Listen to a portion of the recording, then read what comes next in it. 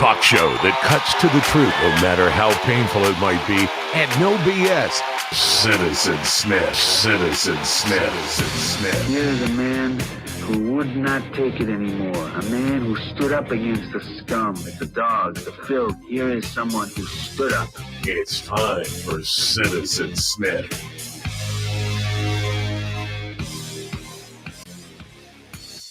Good morning. How are you? Citizen Smith in the studio of TalkCast PDX. 9 a.m. Pacific time as we start every weekday here. Phone lines are open, correct, Mr. Justin McDonald? And you can see it on the screen if you're watching. If you're not watching, the phone number is... You were supposed to memorize it. 503-744-7022. 503-744-7022. We got some rain on the way here in the Northwest in Portland, thank God. Friday, Saturday, and Sunday. I never thought I'd hear myself say that, but I'm really looking forward to it. Hallelujah! Hopefully it puts out the fires that have been raging for months. I mean, these wildfires are still going on. So we need it. Coffee break. Coffee break.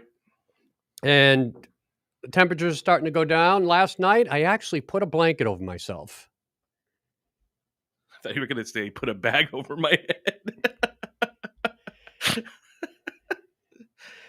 46 degrees when I woke up this morning. I was in the elevator with my short sleeves and shorts, and the girl in the elevator was wearing a down jacket. I'm like, am I not dressed properly? I went outside and realized, yeah, it's a bit cool. 46 degrees this morning at 8 a.m. in Portland. So we're starting to turn the corner into the fall weather. I know that because when I was sitting on a park bench downtown yesterday smoking a cigar, leaves were falling. And I'm like, hey, it's fall. And it's nice to feel and see. I discovered an old restaurant in Portland called Huber's Cafe. I just was walking by, and I always like to gravitate to these old school restaurants. I went inside, and it was kind of dark and didn't look like much. But the kitchen was right there when you walked through, an open kitchen. And I was looking on the wall. It had all these photos of Chinese Americans. And it's the oldest restaurant in Portland, I found out. Really? Yeah. David Louis is one of the owners. I caught up with him in there, and he was walking out the door, and I'm like, that must be the owner. So I walked out and started talking to him. I said, hey, I wanted to profile your restaurant on Tasty Good PDX. This is my little food short form video I do for the network. And he says, oh, yeah, we're the oldest restaurant in Portland. I think you've said 1926 it's been around. I will confirm today because I'm going back to try their food and talk to him and his brother, his father founded the restaurant. And I believe his grandfather was also involved. So I'll get the background on all that.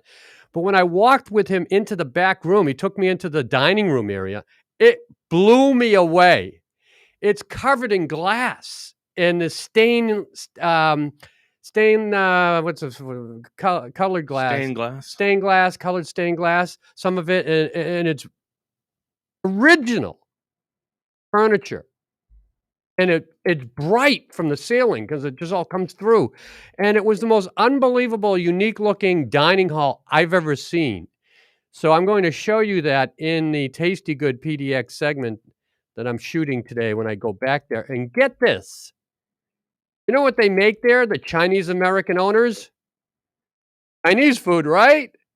No. Turkey. Nice. He said, every day is Thanksgiving at our restaurant.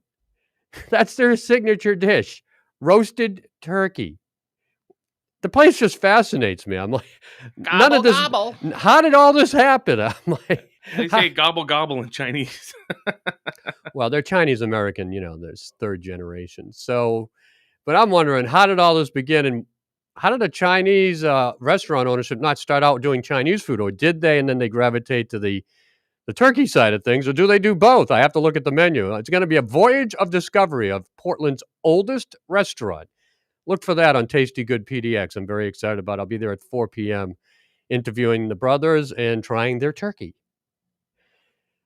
So, yesterday I was talking about the book Peril by former Washington Post reporters Bob Woodward and Robert Costa. It's making a lot of noise out there with the commentators and news outlets. I spoke briefly about it with Dave Dahl, the more of a right-wing representative who's a very strong Trump supporter and disallowed most of what he heard about this book. We briefly got into it, but I want to get into it in more detail because the more I read about some of the quotes from the book and what was going on with the Trump administration in the final 3 months before he left office, raises a lot of questions and is quite disconcerting.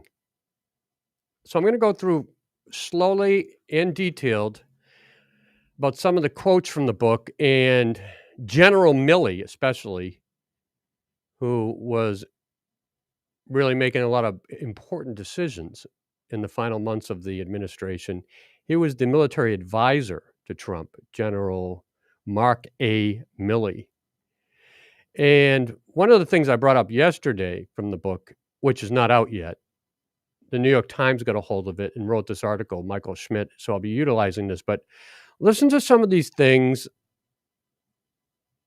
and I have questions and I have concerns, as every American should when you hear this. First of all, I'll start right at the start of this article. Quote by General Milley, "Things may look unsteady," the chairman, General Mark A. Milley, told General, now he's talking to the general in China here, and that general would be General Li Zhuocheng of China on January 8th, 2 days after Mr. Trump's supporters stormed the Capitol to try to stop the certification of his election loss, and in the second of two such calls. So he made two calls to this general. And the quote continues that he said to General Lee, "But that's the nature of democracy, General Lee," he said. "We are," you always laugh because I say General Lee. The South will rise again. I hadn't picked up on that yesterday. So General Lee of China, not General Lee of the South. I just think of that. Yeah, it's quite ironic. It's quite ironic. You're very good. I kept asking, why do you keep laughing every time I say General Lee? It's like Anyway, "We are 100% steady," General Milley said. "Everything is fine, but democracy can be sloppy sometimes." This is a general from America talking to the general in China. Why is he telling the general in China democracy can be sloppy sometimes? Maybe sometimes a general should shut the hell up and be careful what you say. That was the first thing I think when I'm hearing this guy General Milley talk. And why is General Milley reaching out to the general of China? Now, didn't the general of China reach out to us first with the concerns about what he thought might be a military strike on the way? And then we're trying to figure out, well, Donald Trump was talking about a military strike to this general. And the general was trying to understand what kind of strike he was referring to. And then it kind of, between the lines, means a nuclear strike. That's what's coming out here. But nobody directly says it, at least not in this article. So did the general from China contact somebody in the administration or another general and say, we've heard that there could be a nuclear warhead launched on China? Really? Is this paranoia on the Chinese side, or do they have a leak sending it back to them, who then contacted us? Because it doesn't make sense to me why General Milley would contact the general of China to alert him about a strike he doesn't know about. These are my questions. Yet, despite his assurances, General Milley was so concerned about Mr. Trump that later that day he convened a meeting with top commanders to remind them that the procedures for launching a nuclear weapon called for his involvement in such a decision. General Milley is an advisor, not a part of the chain of command, is what I've read. because he's an advisor. He's not involved in the chain of command of the military. So why is the advisor suddenly saying, I have to be involved in this decision? Because he's so concerned that the generals will go to Trump and launch a nuclear strike? Really? For what?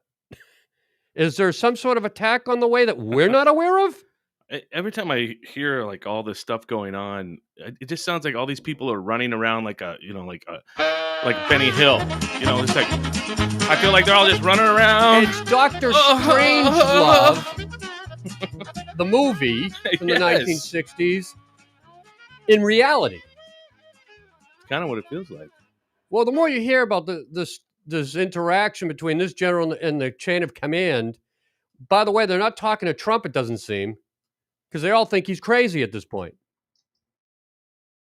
Quote, well, not quote. All right, so the book Peril by these two former reporters, and Bob Woodward always seems to come out with one of these books every other year, which is scheduled to be released next Tuesday, says its accounts are based on contemporaneous notes, documents, and interviews with unnamed first-hand participants and witnesses. I hate when I hear unnamed sources. They don't want to come on the record. You really trust them? I guess we'll have to. Similar to other media reports and books released since Mr. Trump left office, the book details how Mr. Trump's presidency essentially collapsed in his final months in office, particularly after his election loss and the start of his campaign to deny the results. Top aides, including General Milley, Defense Secretary Mark T. Esper, and Attorney General William P. Barr, became convinced that they needed to take drastic measures to stop him from trampling on American democracy or setting off an international conflict.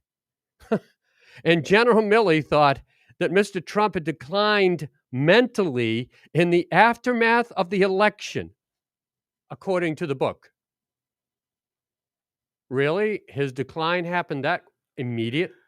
I mean, Suddenly, after the election, I think it was happening before. this wasn't an ongoing concern from what we heard and saw over the last year or two prior to the election? See, these are where I have questions about what are they thinking and what did they see, or are they just making up things to cover their asses and not say they were concerned about his mental health for quite some time? I go with the latter there. Yeah, I mean, you can read between the lines, or you, as Dave Dahl said, I can see the bullshit from General Milley talking sometimes here. On January 8th, General Li of China suggested that Chinese leaders feared that the United States government was unstable. Really? Well, that doesn't come as a surprise to me that they would say something like that. If they can downplay, or if they can discredit democracy, they will in American leadership. This isn't unusual. They say it all the time. Democracy in America is declining. It's unstable. Why would you suddenly think this is... Well, because they saw the rioters, right? And they're like, well, they can't believe something like that's happening in America, and they overreact. And the general from China pressed General Milley over the course of an hour and a half about whether the military was going to take action. So this is when I wonder, why is the Chinese general concerned about us taking action because of riots on the state capital, or the U.S. Capitol? They're getting paranoid, not us.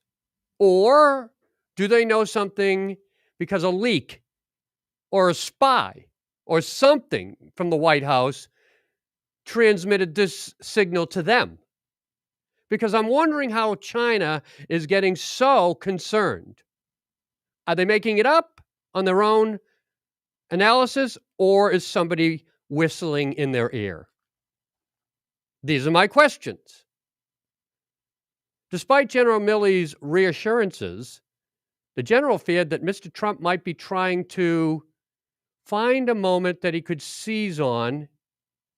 Wait, this is where it gets a little confusing. Let me make sure I'm clear. Despite General Milley's reassurances, he feared that Mr. Trump, General Milley feared that Mr. Trump might be trying to find a moment that he could seize on to remain in power. Similar, I love this analogy, to Hitler's exploitation in 1933 of an arson fire at the German Reichstag to help institute emergency powers, the book said. So that's where we're putting General Trump on the same level as Hitler. Did you say General Trump? No, well, he's acting like a general when he's saying he's going to launch a war. You know, the president can launch enter into war. He can declare an emergency, say we need to do something. He is the commander in chief. Quote, I continually reminded him, General Milley is quoted as saying, depending on where and what you strike, you could find yourself at war.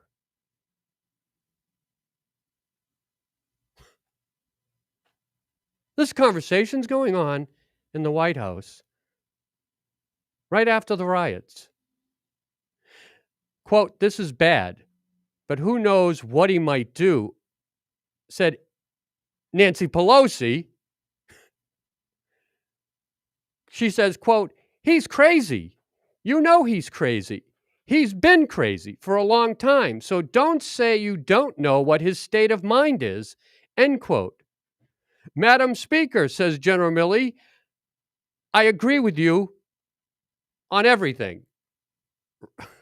I mean, this conversation not only is taking place, but now it's in a book. And what does this say to the world about America? Though you can't trust us because we're in such a confused and crazed state from the leadership on down that we're unable to even function as a government. I'm shocked.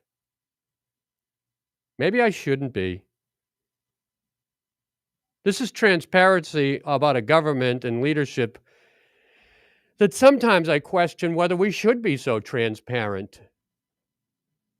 Is this a good thing that the world knows this was taking place for our future leadership in the world? Do sometimes we overstep the boundaries of free press? Should some things remain secret just for the future of our democracy? Because this kind of stuff makes you question the whole democratic system. And we don't need that in this world right now. I'm an investigative journalist in my past. I've done a lot of journalism and news for radio and the newspaper. And I'm a journalist who likes to ask questions and find the truth. But when I see these kinds of quotes of our Speaker of the House, military advisor to the president, and we're sharing this with the world now, it's a dangerous thing. And I question Bob Woodward and Robert Costa for even writing this. Or is it a good thing that we know our democracy was being dismantled and was in danger all these months, and that a crazy man, they're saying, the president was running the nation? Or is it a bad thing that we're being distransparent? We've had many presidents in the past, from Nixon to even John F. Kennedy, that probably said and did things that would have shocked us, but was never published. God, you could go way back. Hoover, just keep going. George W. Bush. GW, yeah. Reagan. But Trump was an easy target. But does that make it right to share what should have been kept behind closed doors sometimes? Maybe there are some things America shouldn't know, or the world, and it's best left uncovered. Some people argue, well, then you don't want to live in a free society. And I say, well, maybe we want to live in a safe society because this ain't making us safe. This is making allies more prone to leaving us. This is making China look stronger. And this is making them also look more guarded for a possible nuclear attack. It's an ugly, bad situation to see this book coming out. Some people will seize it who have no intentions of except one thing, and that's harming an American democratic process and America itself, seeing it as weak and breaking. Think about this. I'm concerned. You should be. As I said, General Milley, who, as the president's top military advisor, is not in the chain of command, but he tried to assure Ms. Pelosi that he could stop Mr. Trump. In other words, stop him from launching a nuclear attack, from what we understand, on China. What part of China? I suggested the artificial reefs that they put missile silos on, which they said were never going to be put there, and were only there for helping in shipping assistance, but were militarized. It seems like an easy target. Maybe they should be blown right the hell out of the South China Sea.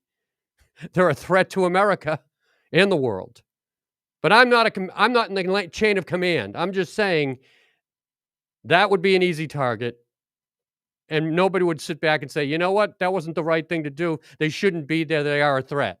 But it then launches us into a possible world war. Because we live in a very dangerous time now. It is kind of Doctor Strange lovey. Yeah, it is. With the...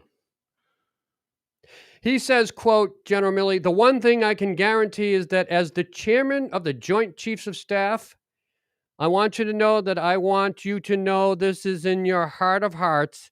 I can guarantee you 110% that the military, use of military power, whether it's nuclear or a strike in a foreign country of any kind, we're not going to do anything illegal or crazy, he said to Pelosi.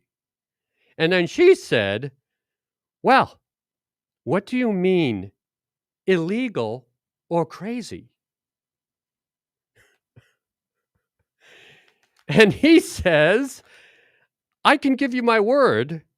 The best I can do is give you my word, and I'm going to prevent anything like that in the United States military. After speaking to Pelosi, General Milley convened a meeting in a war room at the Pentagon with the military's top commanders, telling them that he wanted to go over the long-standing procedures for launching a nuclear weapon. The general reminded the commanders that only the president could order such a strike, and that General Milley needed to be directly involved. Quote, if you get calls, General Milley said, meaning a call from the president, reading between the lines, no matter who they are from, there's a process here. There's a procedure. No matter what you're told, you do the procedure. You do the process. And I'm part of the procedure. You got to make sure that the right people are on the net. The general added, quote, the strict procedures are explicitly designed to avoid inadvertent mistakes or accidents or nefarious, unintentional, illegal, immoral, unethical launching of the world's most dangerous weapons, end quote. Then he went around the room and asked each officer to confirm that they understood what he was saying. 12 days later, General Milley said he thought he might be one of the happiest people at Mr. Biden's inauguration because Mr. Trump had finally left office. He's doing a little party dance in his head. Welcome to our chain of command, our president, and what was going on behind doors at the White House during what was like the Cuban Missile Crisis. when we were going to launch nuclear missiles on Russia for putting missiles on Cuba. And we were that close to nuclear war. But who was the prevailing reasoning man in that whole process? The president. The generals were talking about nuclear attacks. The president was like, no, hey, let's have some rational heads here. This means nuclear war for the world. In this case, they're saying the generals were holding back and the president was considering nuclear weapons on one of the most dangerous countries in the world that we could do so, who have nuclear weapons of their own, China.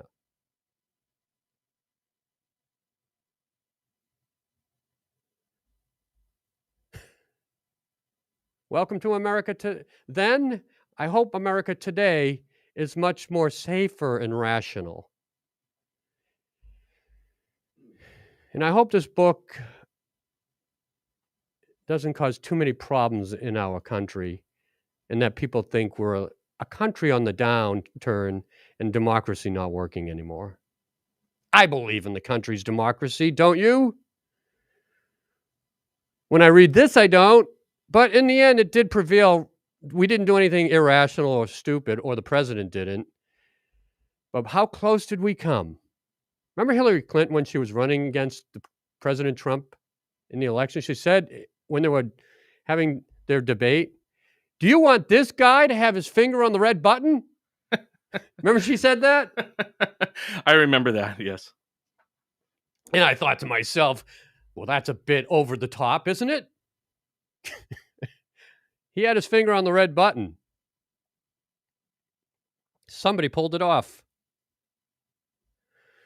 That's pretty scary shit. That's some scary shit. What do you think, Mr. General? I told you to put your general cap on. Yeah, it's scary just to think about. I don't know. I don't have an opinion on that. Really? I do, but I don't. Okay, you don't want to talk. All right, I'm the host here. That's okay. I'll take. Yeah, I took. you the, talk. I took the. You talk. Well, you have things. You certainly have things to say sometimes, but today don't. So, let's talk about finally on the war talk segment today. War talk. This is pretty big. Australia has now aligned itself wholeheartedly with America to develop its military further, and is now going to be one of the countries and one of the only few countries that we work with to provide nuclear submarines, stealth nuclear submarines, which they Whoa. don't have. They were getting submarines from France, but they weren't nuclear capability, and they weren't stealth, and they weren't our technology. They're so fearful of China now, and they're so opposed to China because of its warmongering and trying to muscle them out in commerce and tariffs and this and that. They've finally broken down to the point that they had no longer believe China is a safe country to be affiliated with, and that they wholeheartedly believe for generations to come that the United States needs to be their strongest alliance in the coming decades in case of a military conflict with Beijing.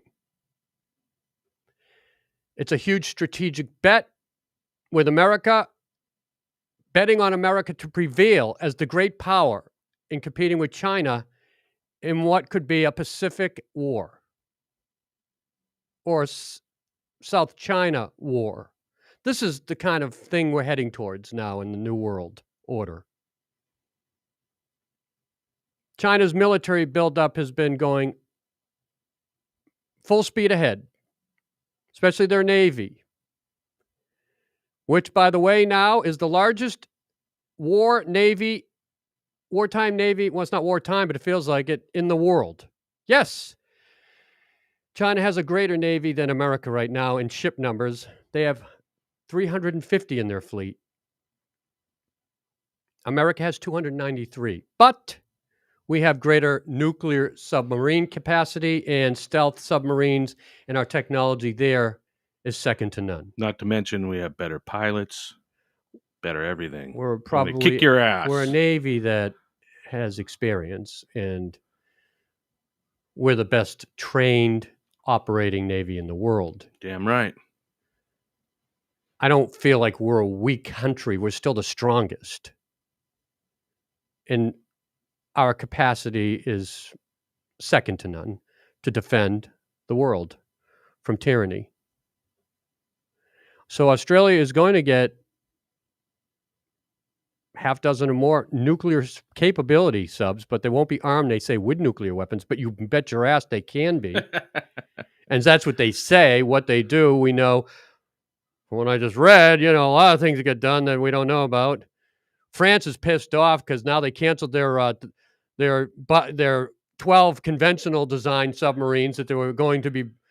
Stupid Australians. You cannot do that. Are you crazy? You had this budget set aside. We already paid people to build them. I'm just thinking of the Aussies. We're blowing the froth off a couple. Hey.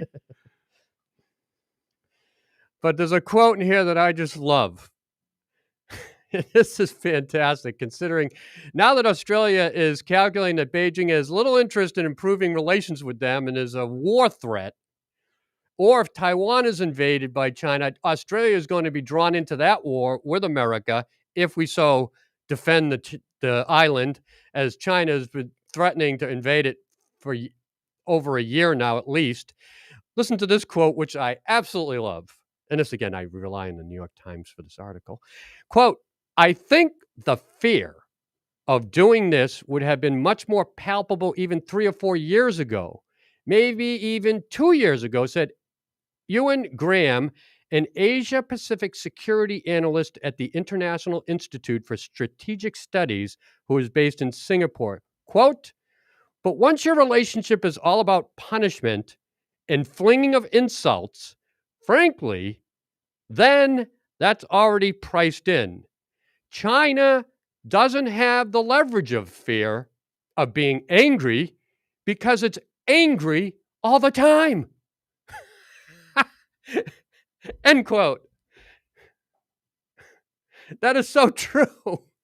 They have their, what they call their war hawks out there, always yelling at everybody that they can't do this and it's a threat to their security, and they said they were going to blow up friggin' Japan with a nuclear warhead because Japan insulted them or said that America has to start helping them build up their military, and they've threatened America.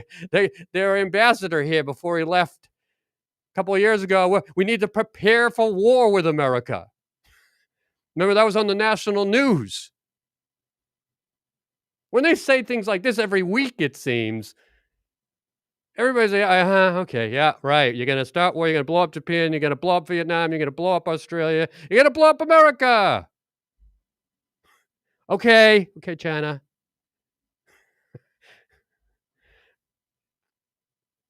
But the rivalry of the U.S.-China rivalry is escalating.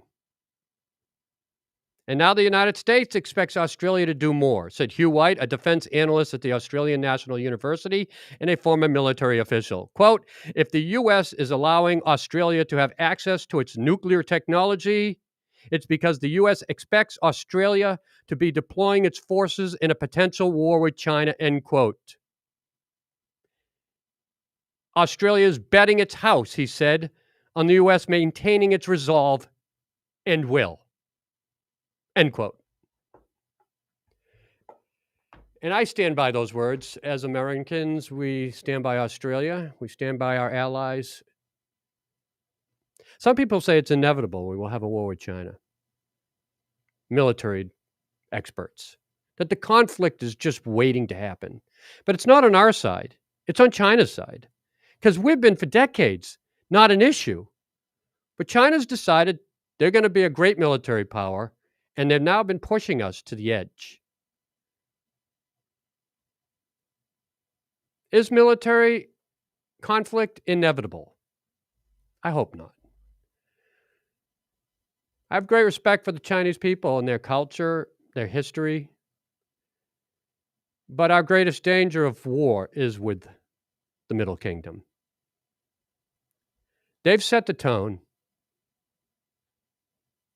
They are the ones with the rhetoric of war, not us. And this is the world we live in today. Get used to it because it's not going to change. It's just going to escalate. I just hope more talk of peace starts happening. Because talk leads to action. More talk of war leads to the possible action of war. More talk of peace leads to more chances for peace. And I'll end on that note today on Citizen Smith. Have a great day. I'll talk to you tomorrow.